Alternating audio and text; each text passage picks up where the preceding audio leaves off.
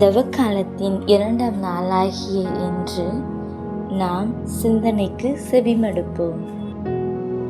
இருள் சேர் இருவினையும் சேரா இறைவன் பொருள் சேர் புகழ் புரிந்தார் மாட்டு.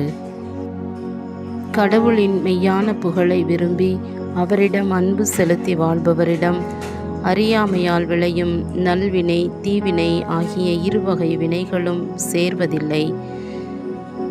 உன் கடவுளாகிய ஆண்டவர் மீது அன்பு செலுத்து, அவரது குரலுக்கு செவிகொடு, அவரையே பற்றிக்கொள். ஏனெனில் அவரே உனது வாழ்வு, அவரே உன் நீடிய வாழ்வு. ஆம், தவகாலம் நம் ஆன்மீக வாழ்வின் வசந்த காலம்.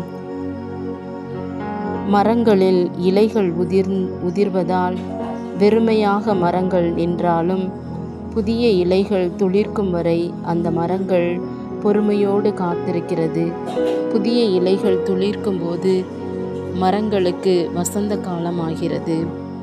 நம் வாழ்விலும் பாவங்கள் களைந்து குற்றங்கள் துறந்து தர்மம் தானம் செய்து ஜெபத்தின் வழியாக இறைவனோடு இணையும் போது நம் ஆன்மீக வாழ்வு வசந்த காலம் ஆகிறது. எனவே நமது வாழ்வாகிய கடவுளை நெருக்கமாக அன்பு செய்வோம். வாய்ப்பு கிடைக்கும் போதெல்லாம் தனிமையில் இயேசுவோடு பேசுவோம். இறை வார்த்தையை வாசித்து தியானிப்போம். என்னை பின்பற்ற விரும்பும் எவரும் நாள்தோறும் தன் சிலுவையை தூக்கி கொண்டு என்னை பின்பற்றட்டும் என்ற நம் ஆண்டவர் இயேசுவின் வார்த்தைகளை பின்பற்றி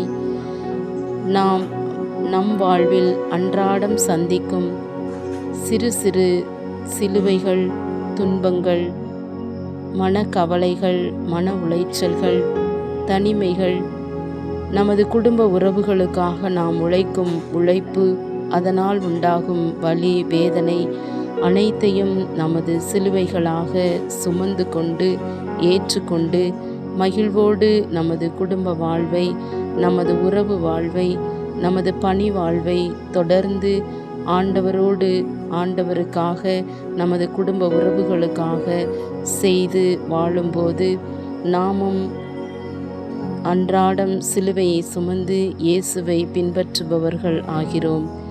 எனவே சிலுவைகளை ஆண்டவர் இயேசுவிடம் ஒப்படைப்போம். சிலுவைகளை சுமந்து நாமும் அவரோடு நடப்போம் கல்வாரி நோக்கி.